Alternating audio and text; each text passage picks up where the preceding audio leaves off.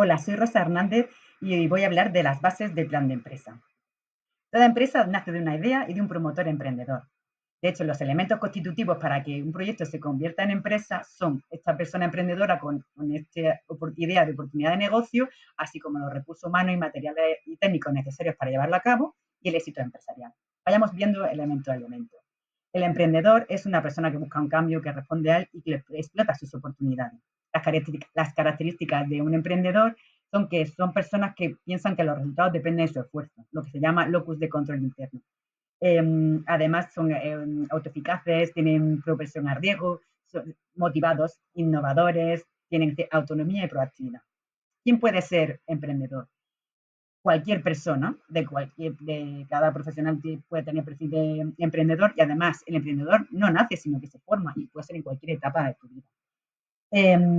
Hay dos tipos de emprendedores: el individual, que crea negocios propios, y el que crea dentro de las organizaciones, que se llama emprendedor o emprendedor corporativo. También es importante diferenciar entre el empresario, que es la persona que posee o dirige una empresa y tiene la habilidad de ver y analizar oportunidades de negocio y ponerlas en práctica con éxito, en contrapartida del emprendedor, que es el que sabe descubrir, identificar una oportunidad de negocio en concreto y organizar y conseguir los recursos necesarios para llevarla.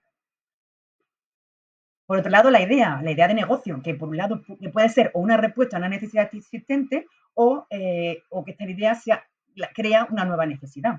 Lo que sí está claro es que esta idea de negocio es el detonante para todo proceso, el detonante de todo proceso emprendedor.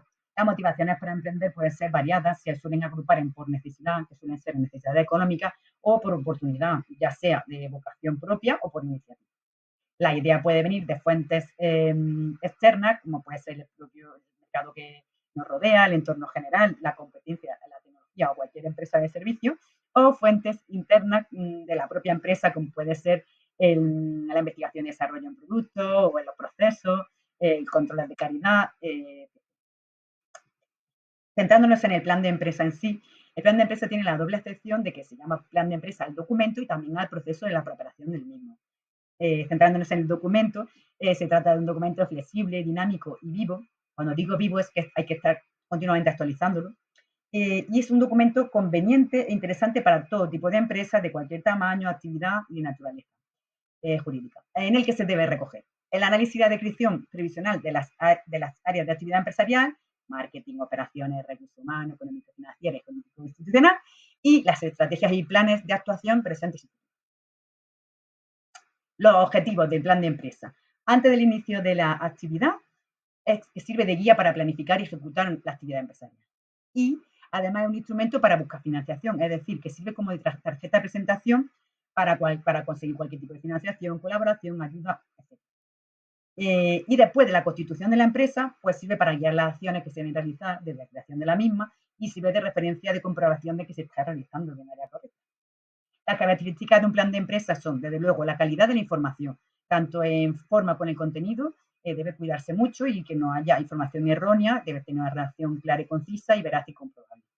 La actualidad de la información, como decía anteriormente, el plan debe ser un documento actualizado, no vale un plan de hace 5 años. Integridad de la información, porque se deben tratar toda el área de la actividad empresarial, tiene que ser completo, no hay que dejarse ningún área. Y la unidad de criterio de la redacción, pues debe ser que el plan de empresa sea de fácil lectura, de fácil comprensión y que sea leído en poco tiempo. Esas son las características fundamentales. En cuanto a los beneficios del plan de empresa, por un lado, reduce la incertidumbre. ¿Por qué? Porque gracias a buscar los datos y la información y realizar un análisis y estudios exhaustivos, aunque haya factores externos que no podemos controlar, sí ayuda a reducir, a que el entorno sea un poco más conocido. Por otro lado, el análisis de la viabilidad de la idea, algo muy importante, ya que una idea en abstracto puede parecer muy buena, pero hay que tener en cuenta 4 tipos de viabilidad. La viabilidad técnica, es decir, pues conocer los procesos, ya sea de fabricación o los materiales, los medios técnicos y humanos. ¿Se puede llevar a cabo o no se puede llevar a cabo? La viabilidad comercial. ¿Hay mercado para este producto o servicio? ¿Hay ventas previstas? ¿Son realistas? Luego, la viabilidad económica: generará ingresos. La viabilidad financiera: ¿se dispone de los recursos financieros necesarios? Es muy importante esta parte antes de ponerse a emprender. Y por último, el control para la gestión. Este plan de empresa puede servir para poder detectar y analizar desviaciones del plan y hacer cambios y tomar medidas en el caso que sea necesario. En cuanto al modelo o estructura del plan de empresa, no es que haya un modelo fijo, hay una gran variedad, pero sí que hay 9 puntos básicos que debe incluir. Uno de ellos es el proyecto. El proyecto se debe contar detalladamente, describir la actividad de la empresa y del producto o servicio que se va a comercializar, las necesidades que pretende cubrir, productos similares, puntos fuertes, puntos débiles, etc., de manera detallada.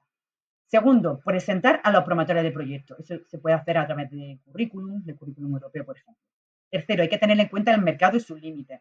Dependiendo del tipo de producto o servicio, pues pueden ser limitaciones físicas o las características de los consumidores, uso del producto, etc.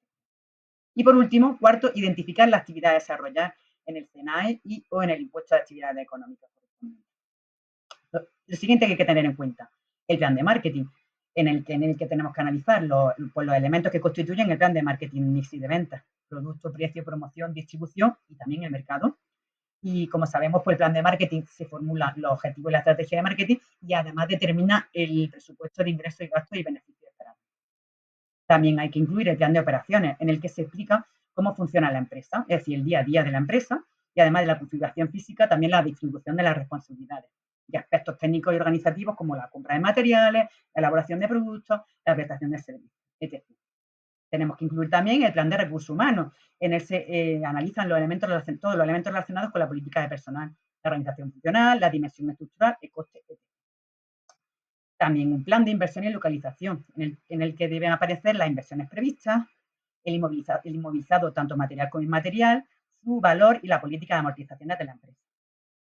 También tenemos que contar con el plan económico y financiero, en el que se debe incluir todos los objetivos que tiene como objetivo conocer la viabilidad económica, tanto como la viabilidad financiera, y analizar si el proyecto reúne la rentabilidad, solvencia y liquidez necesarias para poder llevarse a cabo. Tras el análisis de los anteriores planes, es necesario afrontar la actividad empresarial, constituir la empresa, decidir cuál es la forma jurídica más adecuada y en este caso hay que tener en cuenta las responsabilidades, la fiscalidad del negocio, los requisitos a cumplir, la financiación requerida. Debemos también tener en cuenta que como son tantos pasos y los que hay que considerar, es importante tener un calendario de ejecución con los diferentes trámites administrativos para llevar a cabo los diferentes planes específicos que hemos comentado. Es muy interesante el calendario de ejecución. Y por último, se debe realizar el plan ejecutivo, que es un resumen de todos los aspectos más relevantes del plan de negocio que acabamos de comentar. Es para que suele tener una extensión de 1 y 2 folios y se realiza después de haber ya llevado a cabo el plan. En ese resumen los puntos más importantes de todo lo que acabamos de comentar. Y con esto espero que haya quedado claro cuáles son las bases del plan de empresa. Muchas gracias.